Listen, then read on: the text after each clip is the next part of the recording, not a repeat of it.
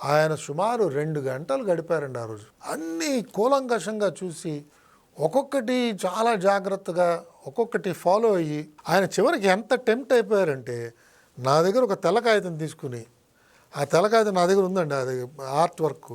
ఆయన తెల్ల కాగితం మీద ఒక బొమ్మ వేశారు, ఉందండి. ఒక డ్రాయింగ్ వేసి డైమెన్షన్స్ చెప్పి ఇంత లెంగ్త్ ఉండాలి, ఇంత విడ్త్ ఉండాలి, తర్వాత ఆడమనిషికి ఒక వంటగది ఉండాలి, టాయిలెట్ ఉండాలి, టాయిలెట్ చాలా ప్రధానం బ్రదర్, టాయిలెట్ పెట్టి అదంతా చేసి ఎంత అవుతుంది ఇల్లు ఖర్చు పెట్టి చెప్పండి అన్నాడు. సో నేను మా ఇంజనీర్లు పక్కనే కూర్చొని జాగ్రత్తగా క్యాలిక్యులేటర్ పెట్టుకుని ఎంత ఉంది ఫ్లోర్ ఏరియా, మెటీరియల్ ఎంత లెక్కేసి, సార్ ఇది సుమారుగా ఒక 75,000 అవుతుందండి అన్నాం. ఓ చాలా ఎక్కువ అవుతుంది అన్నాడు.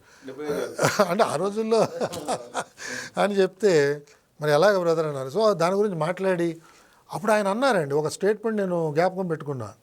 ఏ poor man's house need not be poor అన్నారు. ఒక పేదవాడి ఇల్లు అంత మరీ ఆ పరిస్థితుల్లో ఉండకూడదు, అన్ని సౌకర్యాలు ఉండాలి, మనం ఎలా పూలప్ చేయాలో డబ్బులు ఇది మళ్ళీ మనం ఆలోచన చేద్దాం అని దాని మీద చాలా చాలా టైం స్పెండ్ చేసి ఆ చుట్టూ తమ సిబ్బంది అందరూ కూర్చుని ఉన్నారు. వాళ్ళందరూ ఆశ్చర్యపోయారు.